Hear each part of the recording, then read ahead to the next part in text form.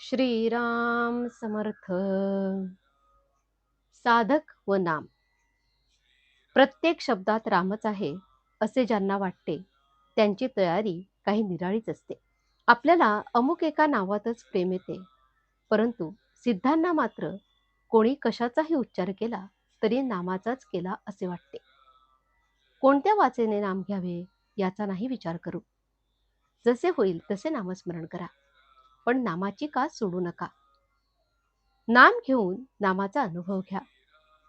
विषयाचा घाला जेव्हा पडतो तेव्हा नामाची आठवण ठेवा. प्रल्हादाने नामाशिवाय दुसरे काय केले? प्रल्हादाने नामावर जसे प्रेम ठेवले तसे आपण ठेवावे. आजवरच्या सर्व भक्तांनी हेच केले. एक नामस्मरण करा, हाच खरा मार्ग. स्मरणात राहा म्हणजे विषय आपोआप मरतील. साधकाने लोण्यासारखे मऊ असावे. कोणाला कुठेही खुपू नये. आपण हवेसे वाटावे. आपण निस्वार्थी झालो तरच हे साधेल. कोणी आपल्या पाया पडताना मी या नमस्काराला योग्य नाही असे साधकाने मनामध्ये समजावे. म्हणजे कोणी नमस्कार केल्याचा अभिमान वाटणार नाही आणि न करणाऱ्याचा राग येणार नाही. सत्कर्मानंतर आपली स्तुती ऐकायला साधकाने तेथे उभे सुद्धा राहू नये. भगवंत ज्याला हवा आहे त्याने असे समजावे की आपण आता कुस्तीच्या हौदात उतरलो आहोत. अंगाला माती लागेल म्हणून आता घाबरून चालायचे नाही. यासाठी चांगली माणसे पहिल्यानेच मातीत लोळतात, म्हणजे ती लाज जाते. भगवंताच्या प्राप्तीचे दोन मार्ग आहेत.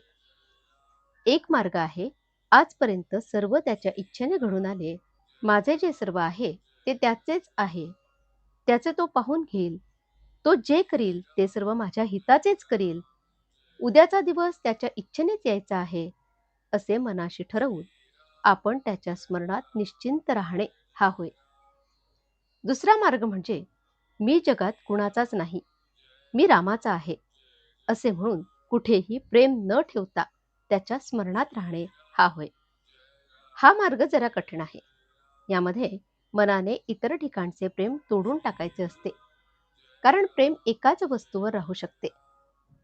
मन जर आपले ऐकत नसेल तर न ऐकू द्या. आपण चांगले वाईट शोधावे आणि त्याप्रमाणे करू लागावे.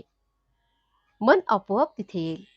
म्हणूनच आपले मन मारा असे न सांगता आपले मन भगवंताकडे लावा असे संत आपल्याला सांगतात. आजचे बोधवचन. हेच माझे सर्वस्व आहे असे नामात प्रेम असावे.